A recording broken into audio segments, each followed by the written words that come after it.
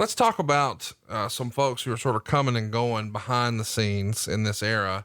Kevin Steen has become an indie sensation and really made a name for himself in companies like Pro Wrestling Guerrilla and Ring of Honor. He's going to be coming in here as Kevin Owens, which is a tribute to Owen Hart. I guess Kevin grew up a big Owen Hart fan to the point that he even named his son Owen. So this is a cool deal for him to actually be able to be Kevin Owens. And he worked out for Triple H, and they've taped some vignettes for his arrival at NXT. And the thought is that he'll be debuting at the live takeover show on December 11th. Kevin Steen, of course, we know now as Kevin Owens, and had a heck of a run when he first came in, being put into a feud on the main roster with John Cena. I'm sure we'll talk about that another time. But Kevin Steen, you and I've never talked about, but I do feel like he's probably your type of wrestler. What did you think of Kevin Steen when you first saw his work? Well, you're going to have to talk about Cena a little bit here, because right away I saw that Kevin had some incredible skills. Some that if you looked at him when he walked in the room, you would go, well, okay, nothing special. I think Kevin will tell you he's not a big physical specimen.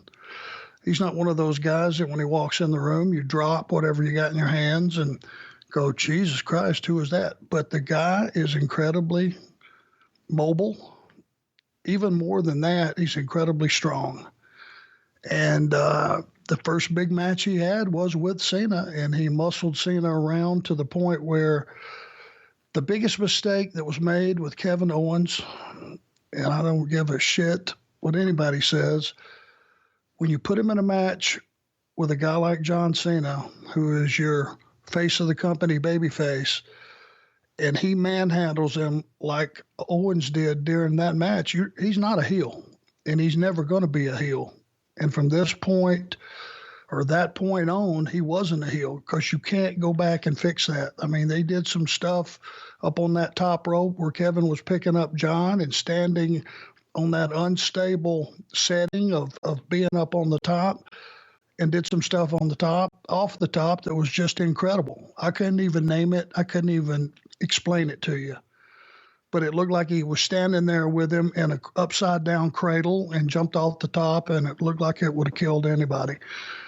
Plus, John hit his AA patented off the second turnbuckle, which has been a kill shot for every other opponent, no matter who it was, usually reserved for the Canes of the world and the heavier hitters, because it showcased John's strength, being able to do it off the second rope, and it was higher impact, which took care of the guy who was wrestling. And Kevin Owens kicked out of that too. So when it was all said and done, I voiced my opinion, and it was just another one of those days where, okay, you may be right, but we wanted to give the guy a good shove in the ass right off the get-go. Well, you did.